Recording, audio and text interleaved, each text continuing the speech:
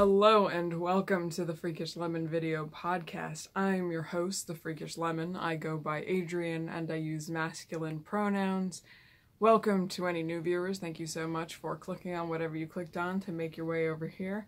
And welcome back any returning viewers. Thank you so much for sticking with me. This is a crafty type podcast coming to you from the Northwest Hills of Connecticut. And you can find show notes and everything for this podcast over at freakishlemon.com or freakishlemonpodcast.com. They go to the same place. My notes are not in the correct place at all. Goodness gracious. There is a group on Ravelry. Just search Freakish Lemon in the groups tab and you will find us, and you can follow me at all the fun places like Twitter, Tumblr, Instagram, and Ravelry as Freakish Lemon. And show notes to all these things will be in the down bar here on YouTube or somewhere around here if you're watching this somewhere else. And if you are here on YouTube, consider hitting that subscribe button so you can follow along with what I do if that's what you're into. No pressure. I didn't write down the date. What's today? Today is Saturday, October 27th, as of filming this.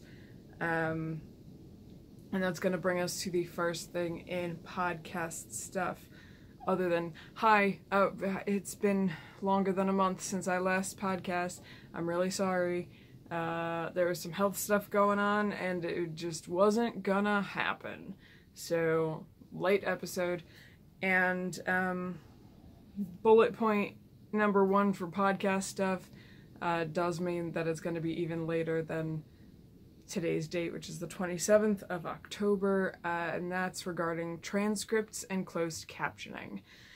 Podcast episodes are going to be released slower from the date of filming because I really want to make an effort into providing transcripts and closed captioning on these videos for folks who are hard of hearing or deaf or have audio processing things that make it hard for them to hear what I'm saying, because I know I have a very strange sentence cadence and I trip over my words a lot. I you know, just want to make sure that everybody can get what they need to out of this podcast. So I did discover that YouTube is providing an automatic captioning on videos longer than 45 minutes, which was, I don't know when they started doing that, but there was a 45-minute limit last time I looked, which was probably a year ago. But they are doing automatic captioning on longer episodes. I'm going to use that automated captioning to kind of clean up the captions and use that as kind of the transcript file. So I don't know how long it takes the episode to go through that process once it's uploaded. When I upload my videos, I upload them as private first and then publish them as public later once I've gotten everything set. So there will be some delay due to that. Any episodes where I did have closed captions files, I have updated those episode entries on my website with the transcripts from those closed captions things. And if you would like to help me edit the automated closed captioning for my episodes, not this past episode, because the episode before this I did do the closed captioning and the transcription, but the previous 3 episodes I have lined up. Link will be in the show notes. I have them lined up in some shareable Google Docs, and there are some links available. So if you want to, you know, rewatch an episode and help me edit the automated transcriptions, I would really appreciate it. And if you have any questions, feel free to reach out. Like I said, I'll provide the links. And that's something I want to work on. I don't know how quickly we'll get through the backlog, but that is something that I want to do going forward. It is a lot more work for me, unless these YouTube closed captions are pretty good. I've heard they've gotten better, but it's it's just something that I want to do for my podcast. So that's item number 1. Item number 2 of the podcast stuff is the 2018 blanket make-along that is still ongoing. If you go over to the groups tab on Ravelry, there's a thread in the Freakish Lemon Ravelry group for the 2018 blanket make-along, and it's just encouragement and posting updates about blankets that we're working on, any craft, any state of progress. Just, you know, post if you need some encouragement, if you need some opinions on what color to do next in your blanket, you know, feel free to come join us over there. So I really should have grabbed some water. I'm gonna go do that now. Whenever I see other podcasters do that, where they say, "I'll be right back," it always makes me chuckle, because I know every time I do it, I catch myself saying it, and I have to remind myself, this is not live. You can just edit that out. There's no reason for you to tell them that you're gonna be back in a minute while you go get some water. It's just, I don't know. A thing that happens, I guess, when you're talking to a camera as if it's a person. So, podcast stuff, done. Next we're gonna move on to finished objects. I do have a lot of them. Because of health stuff going on, this is really 2 weeks worth of finished objects, but I had a whole bunch of things lined up to finish for the end of September, and then I've just started getting back into things past week and a half, so it seems like a lot, but it's been like 2 months since my last podcast, so I don't know. Trying to keep this episode reasonable in length. That never happens, but I'm trying. So the first finished object is my sweater blank sweater. This is the sweater blank pattern from Renee Callahan, who is East London Knits. I know this is kind of blowing out the black, but otherwise you can't really see the sweater if I just hold it straight up. So this was knit on my Brother KH836E, and with the KR850 ribber. The dial was set to tension 8 for the stockinette stitches. I think I ended up using a 7 for the rib stitches. I didn't want it to pull in too much, but, you know, enough. I'm not a fan of a real tight rib on the cuffs and the waistband of a sweater. The black is Knit Pick Stroll Fingering, because that's an easy black to get a hold of. And this coppery color is from the Grinning Gargoyle. It's their Khaleesi sock base, which is a merino yak and nylon. I don't know if you can read this. Let me try to focus the phone. There we go. I know it's crooked, but I'm not going to fit it in the frame otherwise. It's in the colorway Shiny Penny. And this was Rhinebeck sweater number 1. It's all knit on the machine. The shoulders and the kind of sleeve seam is done on the machine. I just did a rolled hem for the neck, and then I hand stitched the seams from the long seams from cuff to waistband.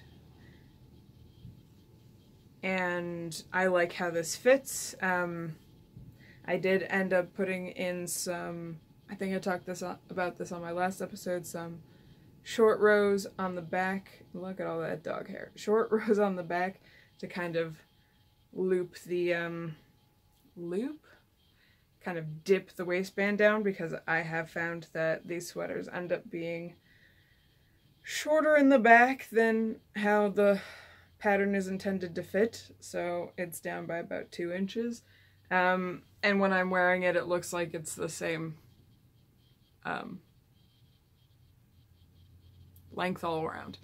So I don't know what's up with my body shape where that's happening, but yeah, this was Rhinebeck sweater number 1. I wore this on the first day of Rhinebeck, It was very comfortable. Everybody liked it. Huzzah. And I really do like wearing a fingering weight sweater on a fall day. That was nice. So, success! And finished object number 2 is what I'm wearing today. This is the number 5 open front cardigan by Rosemary Drysdale. It's from a Vogue knitting issue.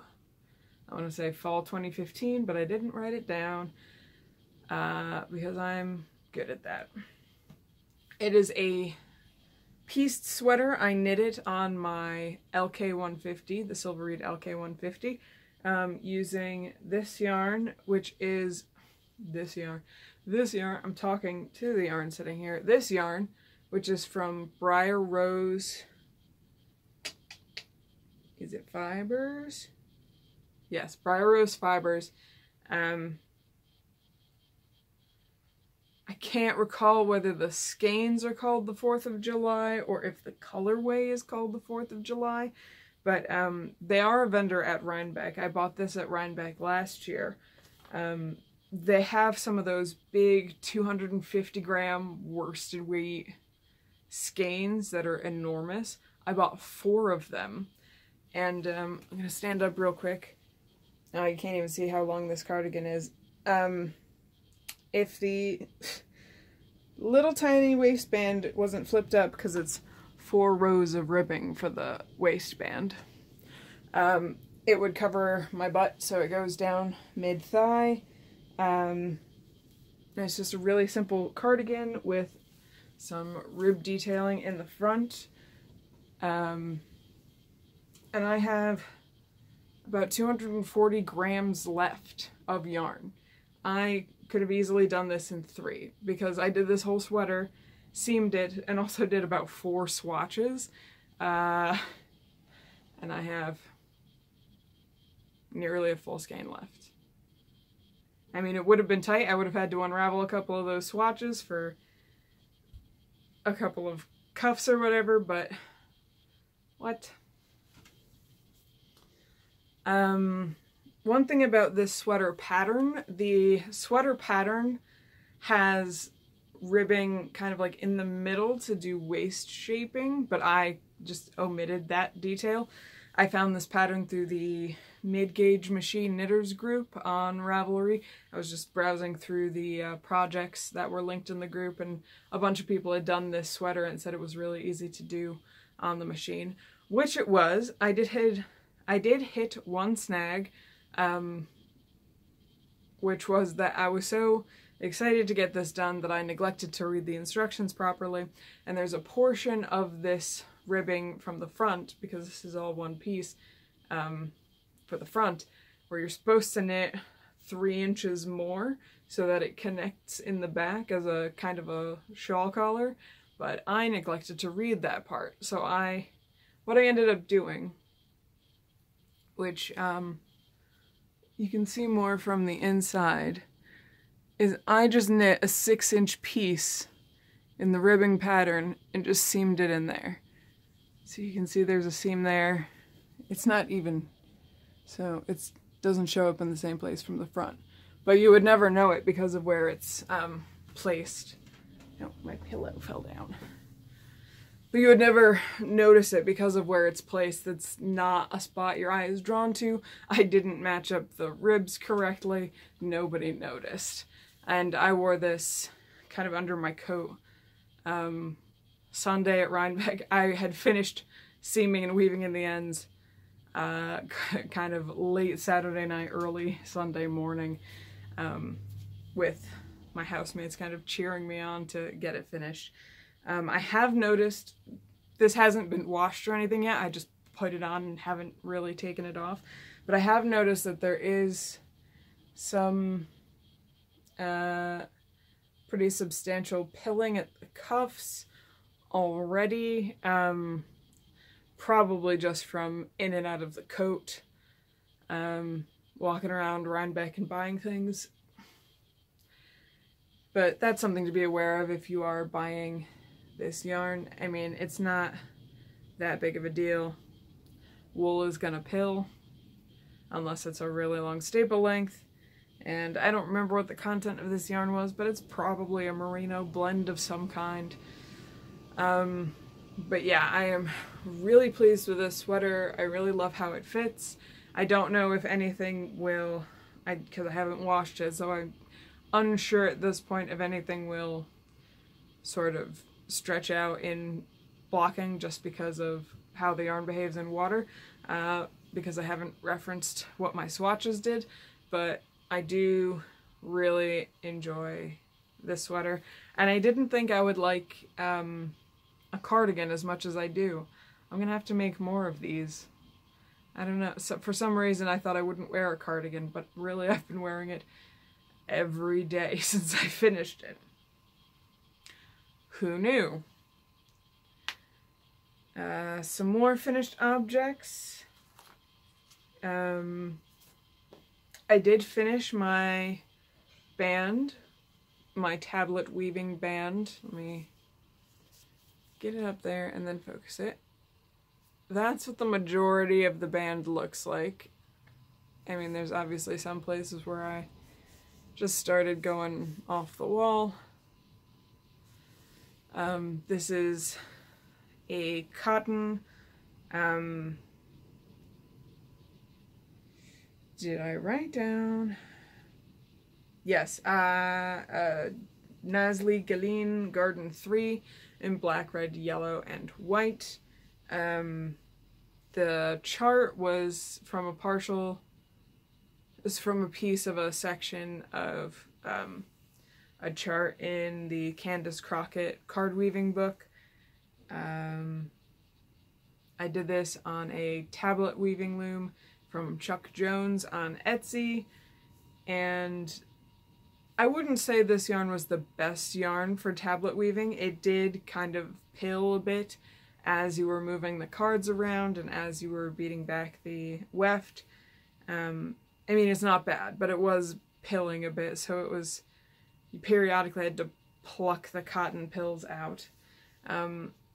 I didn't measure how long this is, but it's long enough to tie around my waist kind of at this point, so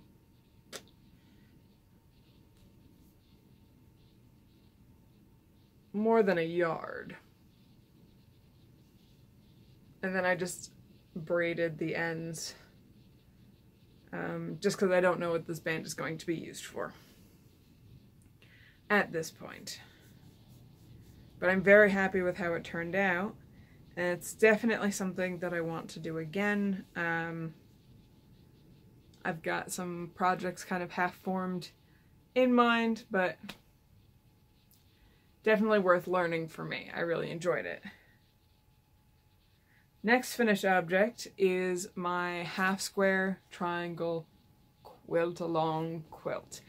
The half-square triangle quilt-along was a quilt-along that we did here. There was a few of us, I think four or five of us working on half-square triangle quilts for the quilt-along. Ran from March to the end of September. I finished this probably the 28th of September. Like, I was cutting it real close.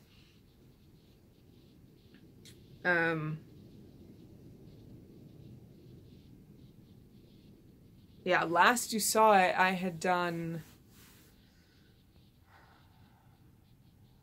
some of the quilting. I do remember talking about the quilting.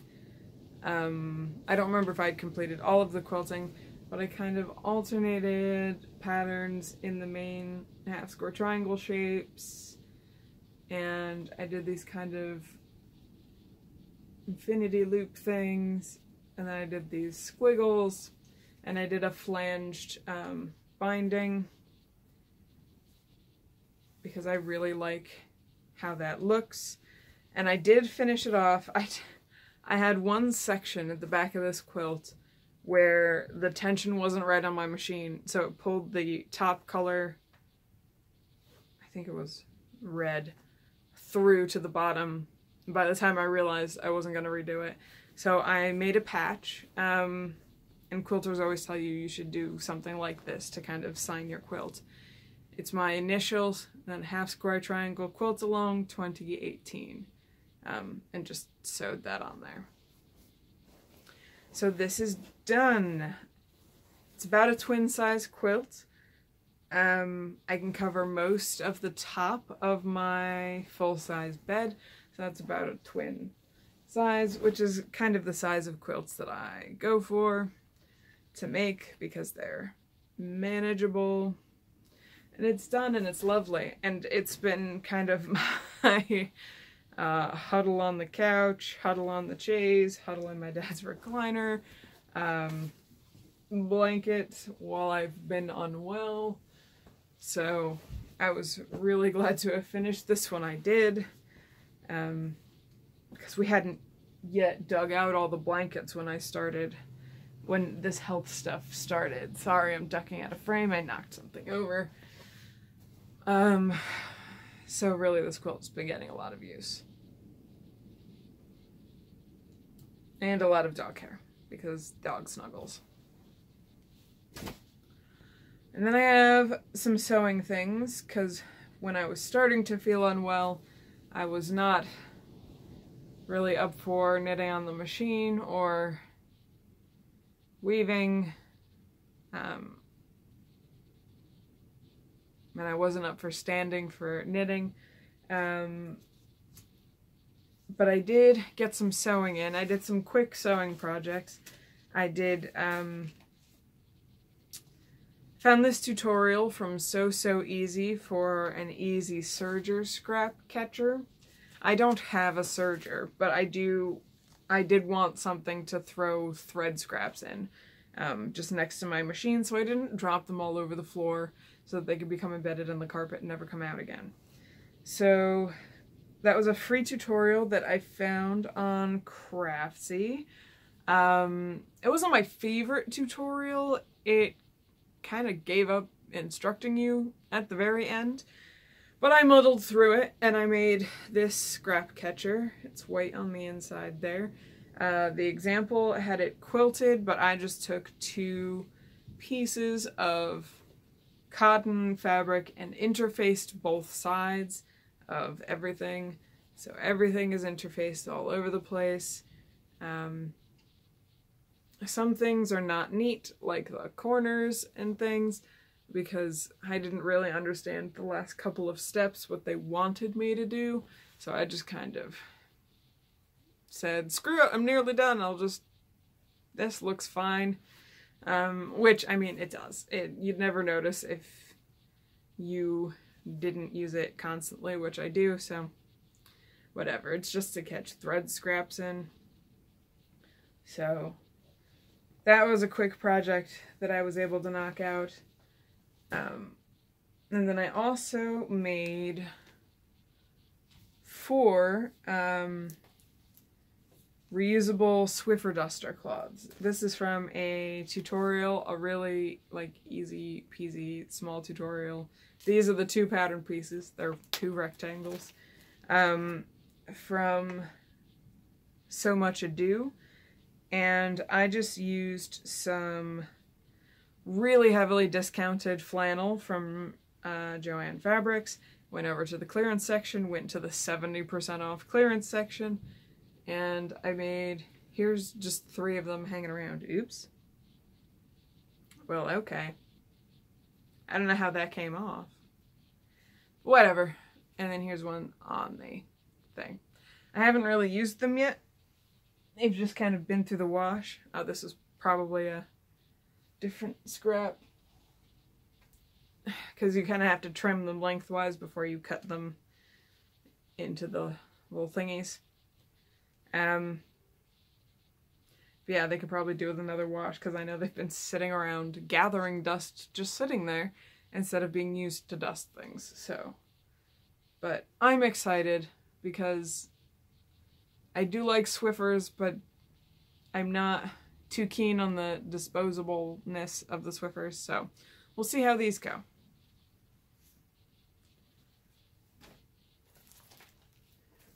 And then one more quick sewing project that I did is I used the 5 out of 4 patterns pajama pants to make myself a pair of pajama pants. This is also a free pattern that I found on Craftsy.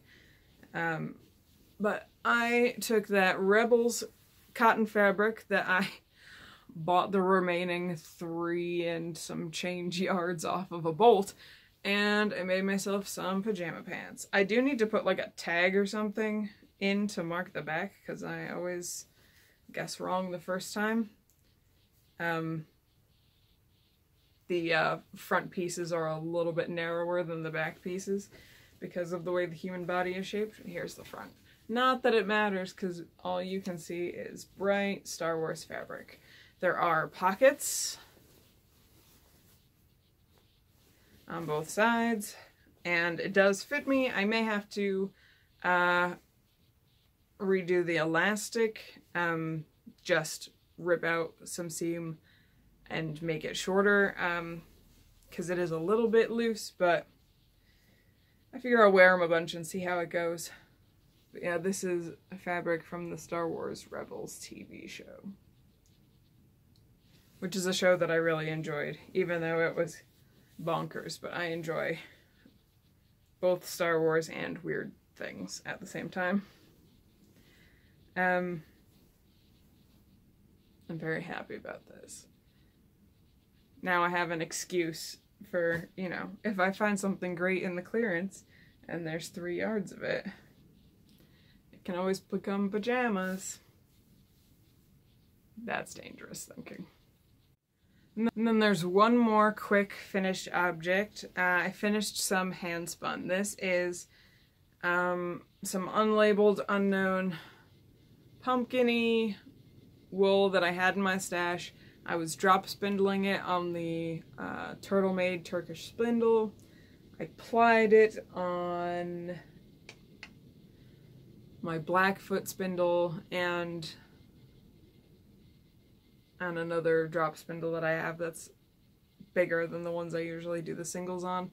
The color's starting to grow on me a little bit, but I still might over dye it with some orange just to kick it up. It's not as bright as it looks on screen here. It's a little more muted.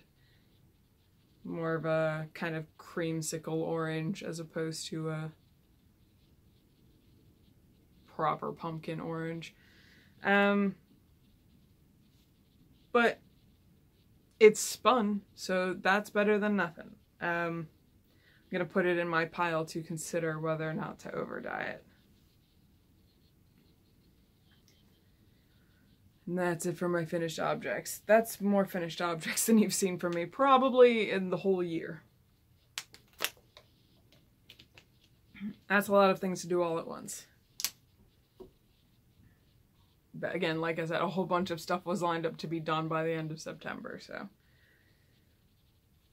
that's just how it worked out.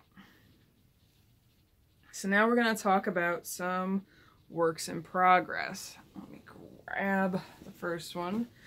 First one I'm going to show you is the progress on my granny stripe marled scrap blanket. Okay, the hook has fallen into the bottom. So where's my... I may have changed the progress keeper from the last time you saw it.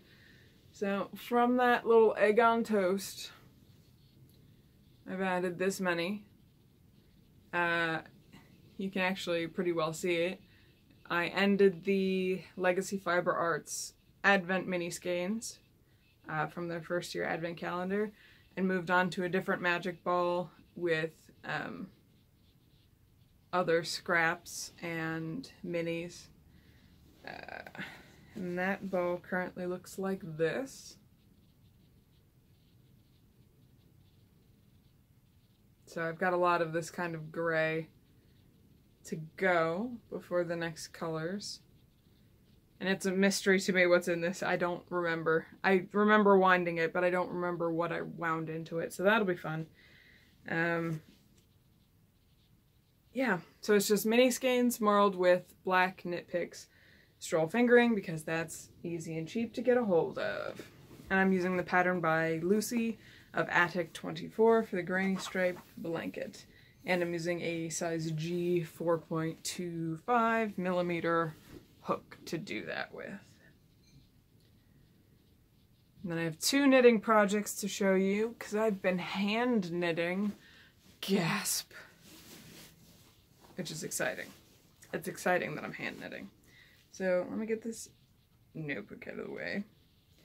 You may have seen this on my Instagram if you follow me there, but this is my Marled Magic shawl by Stephen West, and it always takes me 10 years to get it situated because it is a tangle of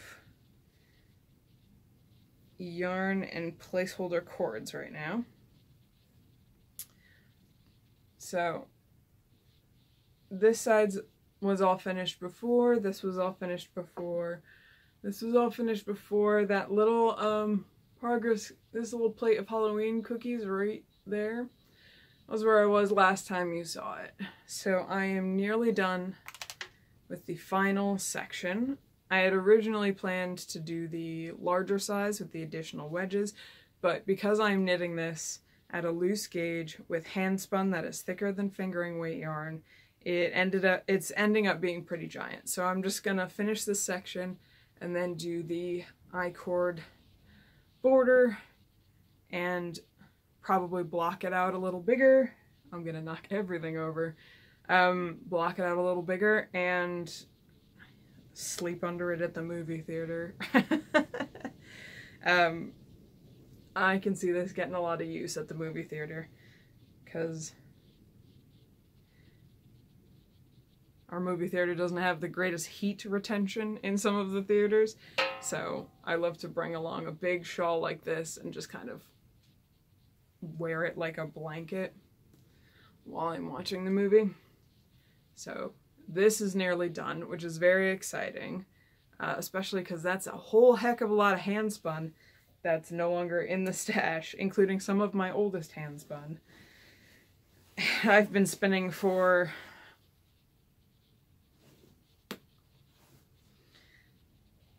$10 years now? Over 10 years?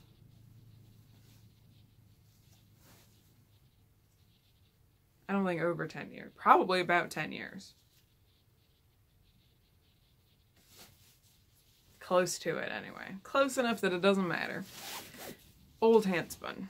That's just been sitting around. All lumpy and weird. Nope, forgot to put the notebook back in. And then I did go to the Western Connecticut yarn crawl at the end of September. It was a little shaky, but I did make it. And I did go to Rhinebeck, which was less shaky and more painful, but that means that I have unpacked from no man's land the Gin Urso socks that I was working on when I hurt my hands last year. This spoon progress keeper, well, it was top down, so this spoon progress keeper is where I was last time I showed you these socks. So I've done the first sock, and I'm gonna put in an afterthought heel. And I already had the cuff done for the second sock. I just did a row or two to get it on the needles. Because I do the ribbon cuffs on DPNs, and then I just hold them on DPNs until I'm ready to knit that sock. So then I do the circulars, because that's easier for mindless stockinette in my brain. So we have one sock almost done, starting on the second sock. And surprisingly, it doesn't look like my gauge has changed that much. Like, there's no noticeable, like, really weird thing. I think it's a little looser in the newer stuff, but that's pretty good. I'm impressed with that. Good job me, because it's probably been close to a year since I've worked on these socks.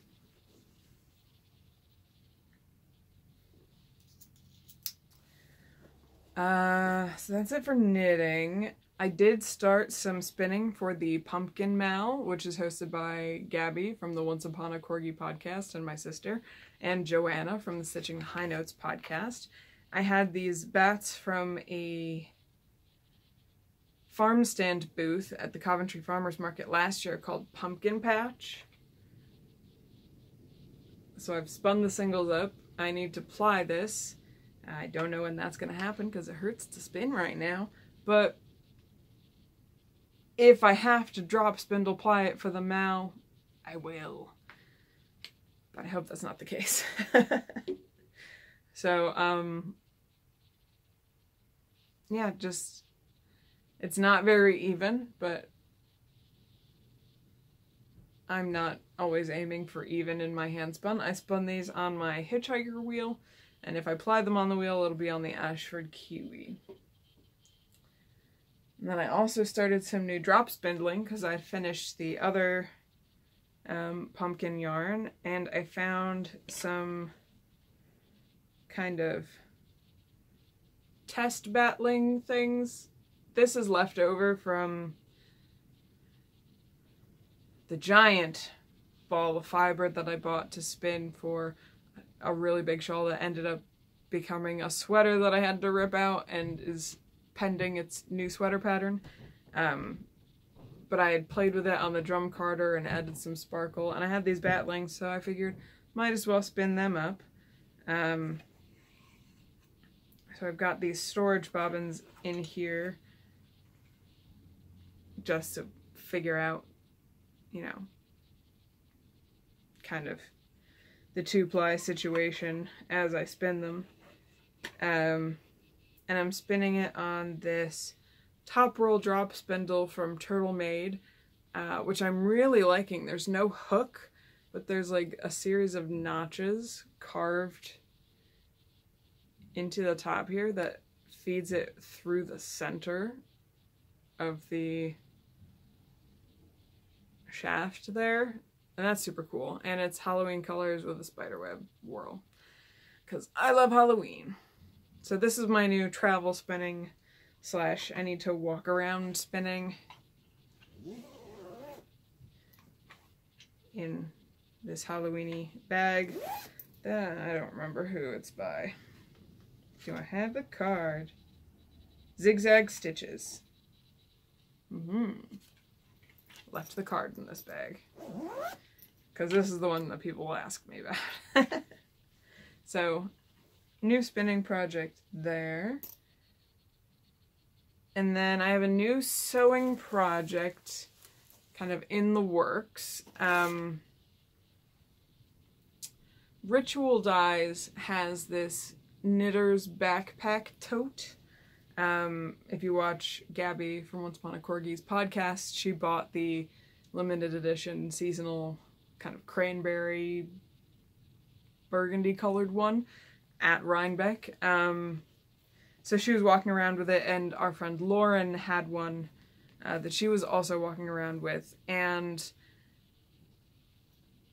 we were talking about, you know, how great a bag it was and everything, and it looks really simple to make. So I asked Gabby to lend it to me for a few minutes so I could take some measurements, and there's a couple of modifications that I want to do. I want to make the straps thicker, and I want to add in like a pocket for, you know, like a wallet or change or something just near the top so you don't have to go digging. So I've drafted out my pattern pieces. This is the piece for the bottom. I'll put a photo up of what the actual bag looks like somewhere on the screen, but this is my approximation of the bottom, and then my kind of sides. It doesn't have a top that closes. It's actually it's a really cool design. I just wanted the challenge of doing it myself, and also making some modifications. I'm just making the one for me, or maybe two for me if this one goes really terribly. And if you see one and you love it, absolutely spend the money on it. I just want to play with that kind of bag construction. And so what I'll do with this is on Swedish tracing paper, which is almost like a fabric. It's kind of like interfacing, between an interfacing and a fabric. So these are my first pattern pieces. I'm going to cut this out in some cotton that I have, that I don't have any plans for, and just kind of get the idea of the construction right, see if my numbers worked out for the pattern pieces, see if there's any tweaks I need to make for the changes that I want to do. But I've already been to Joann's to look at duck canvas, and I'm just like, ideas, which is dangerous. But that's a sewing project that's kind of ongoing and kind of what I'm focusing on right now. Although I do need to make some long sleeve shirts out of knit fabric. I don't know which one I'll do first. Probably this, because I'm excited about this right now. But I'm going to play with that and kind of make a knockoff. A knockoff version of that bag. Because if you've ever seen one in person and you've ever made bags before, it's really lovely in its simplicity, but if you've made bags before, you can look at it and go, yeah, I know how to make one of those. So, just something that I'm playing around with. And then I have a swatches segment. And this will be the last segment before I talk about Rhinebeck stuff and other stuff. So if you don't want to hear that stuff, you can duck on out after the swatches. Or if you're not interested in the swatches, duck right out. So these swatches came about because as I was shakily stumbling my way through the not New England Fiber Fest, that hasn't happened yet, the Western Connecticut Yarn Crawl, I didn't really have too many ideas for what to buy on that crawl, but I figured one of the things I could do is look for fibers that I wouldn't usually knit with, and see how they weave and how they knit on the machine. So things like linen and cotton and plant fibers, which I don't really like knitting or crocheting by hand. I wanted to see what they would be like for weaving or for machine knitting. So with a cone of white cotton yarn, which I bought from Webb's, it's the 8-2 Valley Fibers core cotton. I warped a sample on my 10-inch Cricut loom, and started playing around with swatches. So each type of fiber got a knit swatch on the machine and a woven swatch on the Cricut loom, and I washed all of these swatches twice in the washing machine with my clothes and dried them to get a better idea of what they would feel like after finishing. So the first one is just that Valley Fiber Core cotton on a cone, the 8-2. So here's my woven sample, and it softened up a lot. It is not pleasant to play around with straight from the cone. There must still be some spinning oil or something on it to make it easier to go through machines, because the way it feels washed up is very different to how it feels just straight off the cone. So all these swatches were knit at a gauge of dial 8 on my Brother KH836E, just because that's what it was set to for my sweater. And it knit up really well too. Smooth through the machine, wove really easily, softened up nicely. Definitely worth using for garments. This is next to skin soft, so you could absolutely use this for garments. And then I did a sample with Knit Picks Comfy Fingering, which is a cotton yarn that I had already purchased to weave with, but I was curious. So again, I knit a swatch and it's a 40 by 40 swatch, I believe. So there's my little swatch. It's thicker than the coned yarn, but this is really soft. It's softer than the coned yarn. And then, again, I kept the same coned yarn warp and wove with it. Again, softened up really nicely. It's definitely next to skin soft. I really like this for a garment. And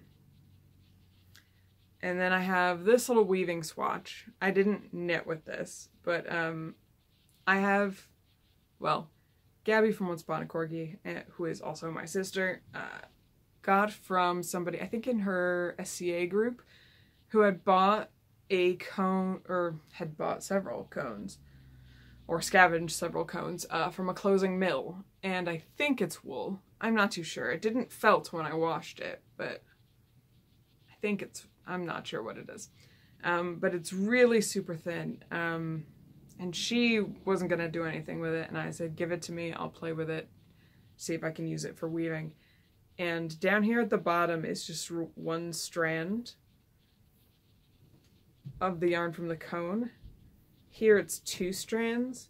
And then up at the top here, where I like it the best, is 3 strands.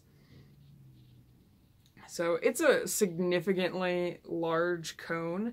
I don't know whether it would be best to just wind singles onto bobbins and then ply them, or what, but I do like how it turned out with the 3 strands together. I didn't finish the swatch at all, which is why it's coming out the top. And then it didn't felt when I washed it in the washing machine, so that's interesting to know, but useful little swatch. And then I was curious to see how weaving with wool with a cotton warp would react if I threw it in the wash. So I took some leftover non-superwash wool and wove it, and then it felted down probably an inch.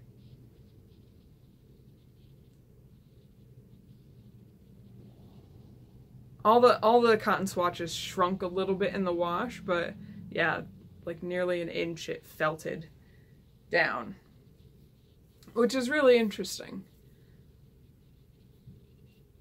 and is a nice kind of controlled felting. It didn't warp at all, which has happened to me when I've felted things in the past. Things will warp weirdly depending on your tension and things, so that's really interesting. Also handy to know. And then the other things that I tested for swatches are all things that I got on the yarn crawl at various yarn stores. So the next thing I tried was, I think it's Plymouth Nettle Grove fiber, which is 45% cotton, 28% linen, and 12% nettle fiber. So here is the knitted swatch, which did soften up a lot. And here is the woven swatch. This is a lot more sturdy than the knit picks or the other cotton, but it is still next to skin soft for me, so that's really good to know. I only bought the one ball of it to play with. I might combine all these scrappy things later into something, but I don't know. And then the next one is Queensland Collection United. It's a New Zealand. Is it a New Zealand wool or company? Oh man, I should have looked this up. It's either New Zealand or Australia, and I'm really sorry that I don't know which one it's from. But they have one that's 55% lamb's wool and 45% cotton. They do advertise on it that it won't shrink in the wash. It's a lie. While this didn't felt up like the non-superwash wool, it did felt a bit. I don't think I can demonstrate to you exactly what the difference. Like, it's not fully felted, but it's definitely more felted than it was before I washed it. I mean, it's nice. I do like it. But if you knit something with this and expect it not to felt, it felted for me a little bit, so it's interesting. And then I used a skein of Hempathy, or not a skein, a piece of a skein of Hempathy, which is a cotton hemp modal blend. I don't have the percentages in front of me for that one.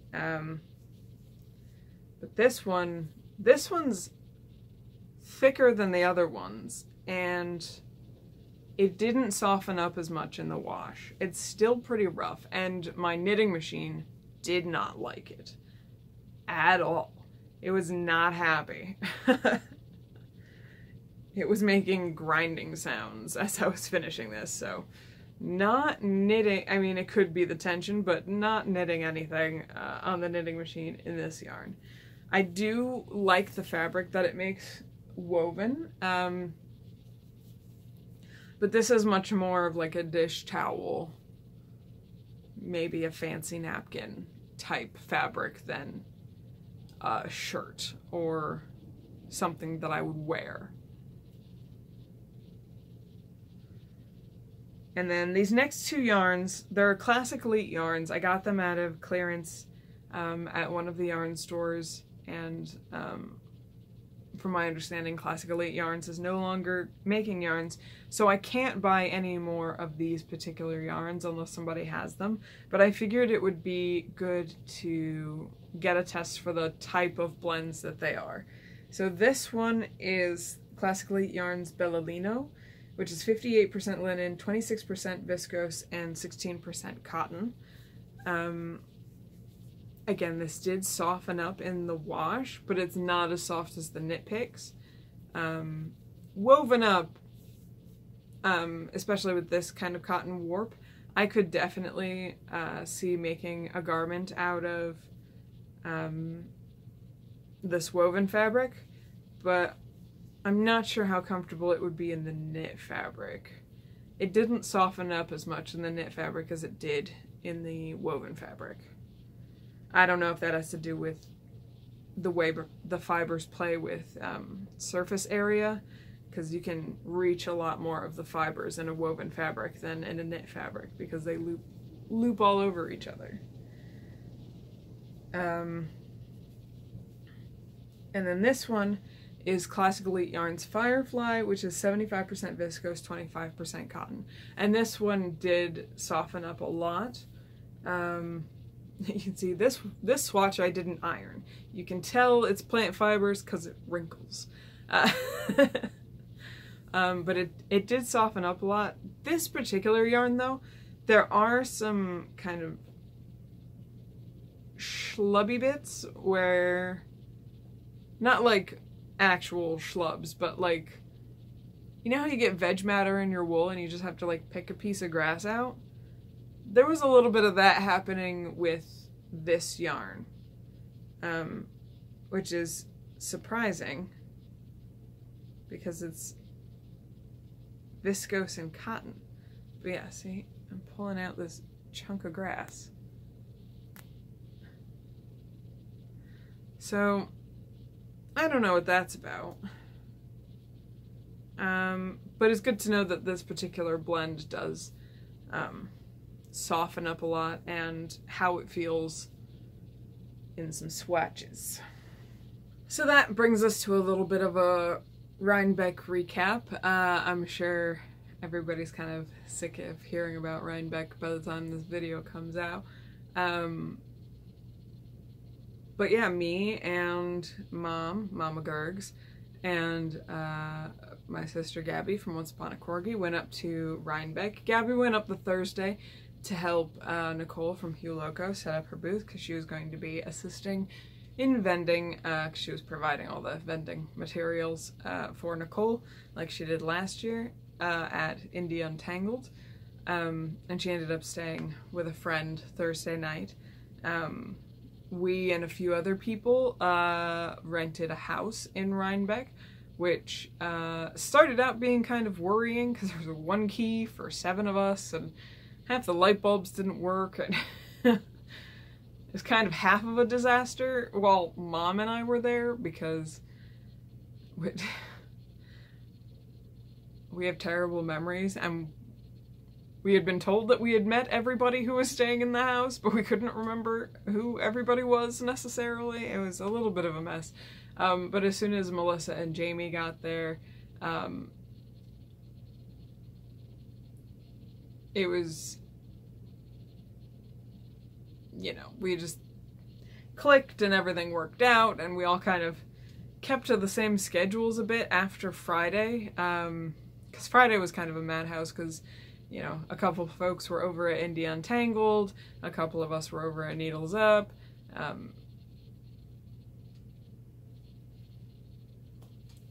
was just kind of that first day, but then Saturday and Sunday we kind of had the same schedule, so it didn't really matter. So yeah, we checked into the house. Me and Mom checked out the Knitting Garage, which is a local yarn store there in Rhinebeck.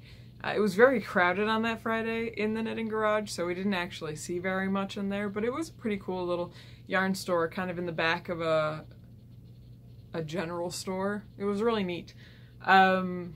Checked into the house, grabbed Chipotle for food, and we went to Needles Up for the last hour. We didn't stay till the end, but, you know, we got there probably an hour and a half before they were set to close. And we went in and we talked to people, and that's where I made the most substantial purchase, because Classy Squid Fiber Company was there, and I found out while we were talking to her that she wasn't going to be vending at New England Fiber Festival, which is usually where I buy a bunch of stuff from her. So I bought a bunch of stuff from her. I bought 2 bats. She had 2 versions of Quoth. Version 1, which has Corriedale, Romney, Cross, Mulberry Silk, Firestar, Carbonized Bamboo, and Sari Silk, 2-ounce bat. And Quoth version 2, which is just the Romney Cross, the Carbonized Bamboo, and Firestar. I thought that would be fun to have both of them, so I got both of them. And then I also got one of these guys, which is new. This is a cuttlefish. This is number 33. And the contents listed are everything under the sea and everything under the sun and sea. But these are new, so I wanted to grab one of these to play with. So I bought that from Amanda. And we caught up with Chelsea and Sue a little bit and had a look at the other vendors. I don't remember if Mom bought anything, but I didn't buy anything else. I just grabbed the fiber. And then Rhinebeck Day 1 on Saturday.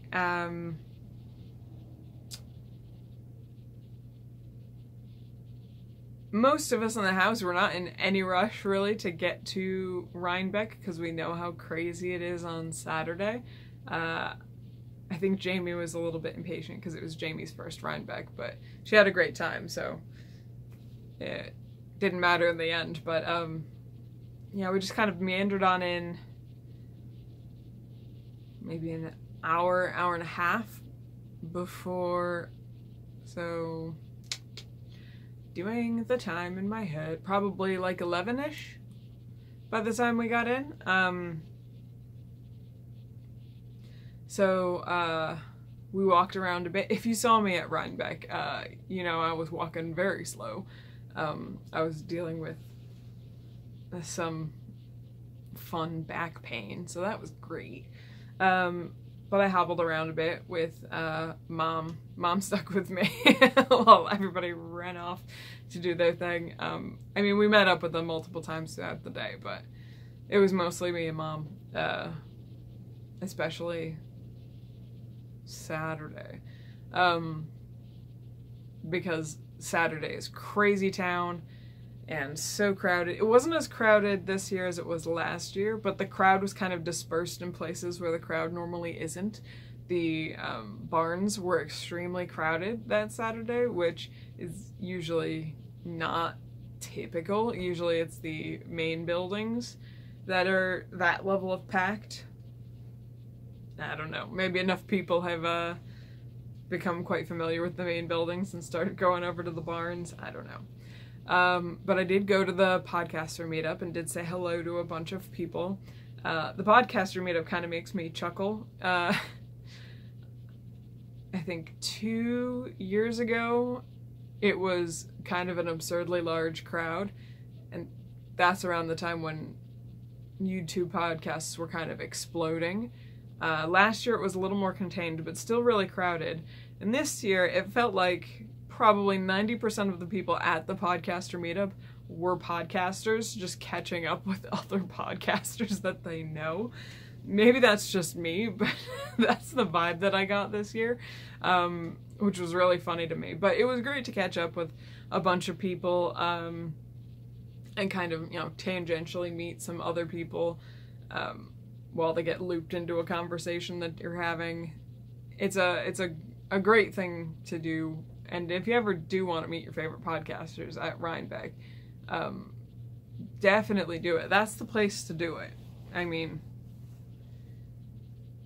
you're really not interrupting anything if you're coming to the meetup and you say, oh, hey, hi, I watch your podcast.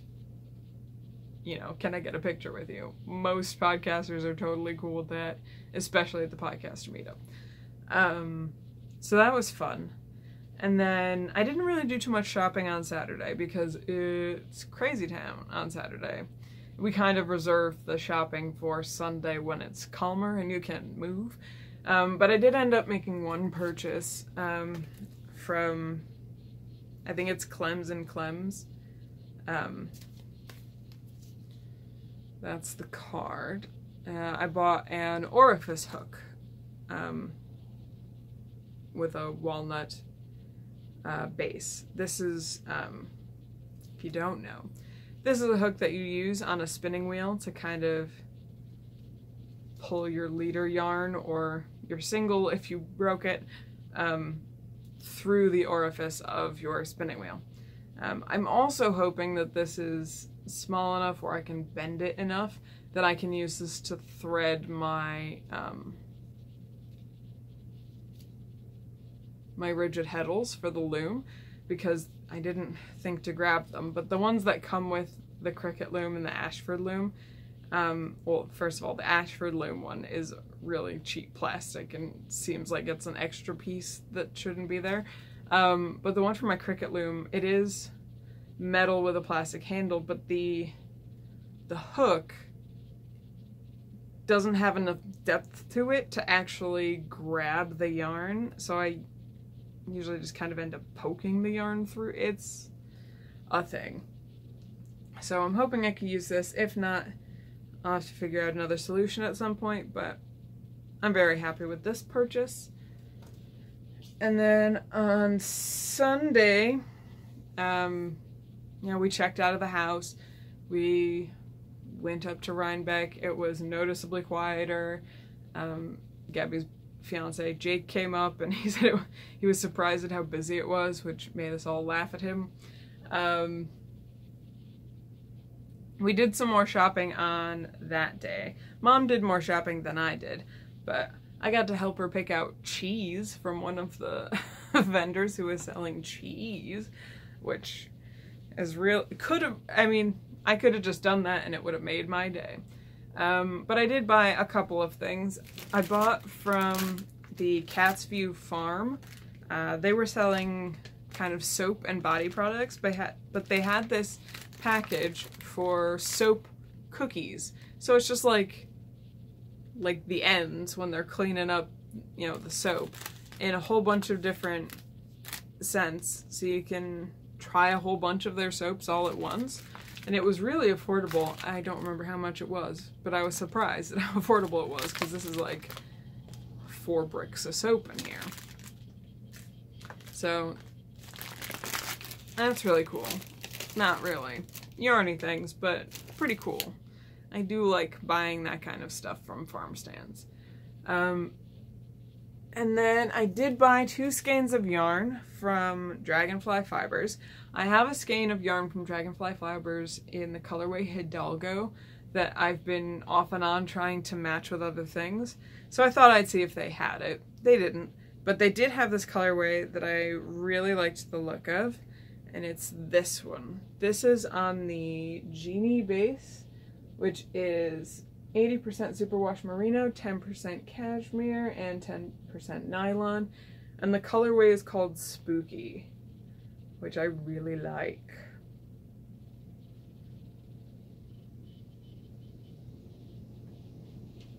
So I don't know what I'm gonna do with this yet, but I'm kind of hoping to do like a color work sweater with this as the contrast. I don't know what the rest of the sweater would look like, but I do really like this yarn. And that's all the purchases I made at Rhinebeck. Once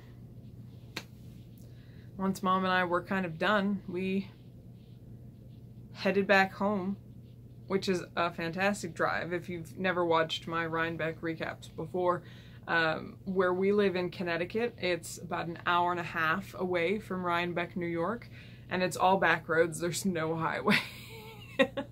And there's nobody out there. The most traffic you'll run into is literally 10 miles away from the house. Even once you're away from the fairgrounds in Rhinebeck, it's empty.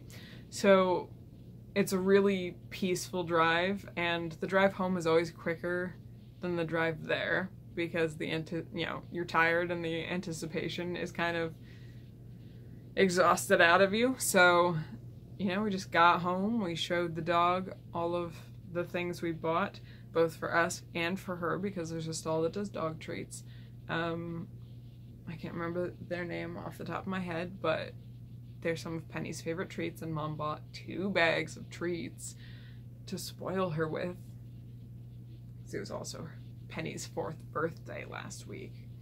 And that was Rhinebeck. It was a really good time, and I'm so glad I went. Even though I kind of felt terrible at the start of it, I did feel better by the end, so that was good.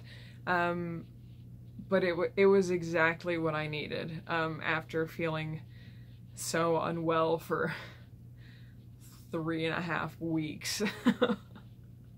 So, and if you did come into contact with me at Rhinebeck, none of the unwell stuff was contagious stuff, so don't worry about it. It was all just, the human body is a terrible thing and kind of a mess and wired by a monkey who snorted crack type issues. So don't be worried that I got you sick. You're not incubating anything that I gave you. And then I wanted to go through some other stuff real quick. I have a pretty big list of things for stuff I'm watching because I was not great and watching a lot of Netflix. So I did end up catching up on some things that I really wanted to catch up on. I finally saw Kubo and the Two Strings, which was really good. I finally saw Coco, which was really good. I finally saw the 2nd season of the Series of Unfortunate Events show on Netflix, which was really good, and I loved the cliffhanger ending. It cracked me up. I also watched the Great Interior Design Challenge, which is a British interior design TV show, which was actually pretty cool to watch. I did watch Comedians in Cars Getting Coffee, which was a recommendation from somebody on, from a couple of people actually. On Instagram, I put out a questionnaire, just like, what do you watch on Netflix when you feel sick? I don't wanna figure it out. Somebody recommended me things. So that was interesting. I don't think I've finished this show yet, but I did watch more of The Worst Witch, which is a British TV show about a school for witches, kind of riffing on Harry Potter, but also kind of winking a nod at their own kind of middle school age school system. It's really funny and I really enjoy it. And I love the actress who plays the kind of Snape analog character, Mrs. Hardbroom. I love that show. It's great. And then I also watched a show which came out 2 or 3 weeks ago for the kind of Halloween-y season on Netflix, The Curious Creations of Christine McDonald, which is like, it's like a Halloween Jim Henson, Martha Stewart show. She does these really elaborate, like, cakes and cookies and things, and there's puppets, and she's so deadpan and kind of vacant that it makes me laugh. Especially when, like, the puppets are a mummified cat and a kind of Frankenstein raccoon creation with, like, a fork for a hand and like a big hairy monster. It's kind of hilarious. And it's one of those shows where you look at it and you're like, I'm never gonna make a single thing on this show, but I admire the artistry of it. So that was interesting. And I think at this point I have watched every single David Attenborough nature special on Netflix, because I found them really soothing to sleep to while I was unwell. So if it's on there, I've probably watched / slept to it. And then I wanted to talk about a few things that I am listening to. I finished listening to the audiobook, The Six Women of Salem, The Untold Story of the Accused and Their Accusers in the Salem Witch Trials by Marilyn K. Roach, narrated by Kate Redding. I talked about it before, where the narration wasn't quite as dynamic as I had hoped, but I did really enjoy listening to the book. I also listened to, probably over the course of a couple of days, Norse Mythology by Neil Gaiman, narrated by Neil Gaiman, and it's, you know, a retelling of Norse myths in the style of Neil Gaiman, which, you know, we all dig because American Gods is great. So I really enjoyed that. And then I've listened through a few podcasts since last episode, one of which is Under Pressure. This is a fictional audio log of Dr. Jamie McMillan Barry while aboard a deep-sea research facility, mostly related to the interpersonal relationships with the crew and personal musings. She's there to do like a study for, I don't remember exactly what it was. She explains it in the first episode, and then it kind of doesn't really come up all that much. It kind of becomes a interpersonal relationships and or crisis management podcast, but she's some kind of a psychology, sociology type doctor down there just kind of studying people because she needed to get away from the surface and all the stressors there. So I really enjoyed it, and I think it's complete, so you can just listen through it one and done. Then I started listening to The Ghoul Gang. I wrote down, this is like My Favorite Murder, but for ghost stories. So it's similar to the style of My Favorite Murder, where there's two hosts, and both women will pick a story. They usually have a theme for their episodes. They pick a story for that theme and they retell you a scary story. And they crack me up. They make me laugh. So I really enjoy that podcast. So if you like ghost stories and you also like the podcast My Favorite Murder, check this one out. But I'm gonna end other stuff there. Usually I have a Stuff I'm Reading segment where I talk about books or fan fiction. I have been reading fan fiction, but I know this episode is gonna be long, and frankly, it wasn't worth it to try to pull out some fics to talk about for this episode when there was so much other stuff in this episode, so we'll skip it. I might talk about some fics in the next episode. We'll see.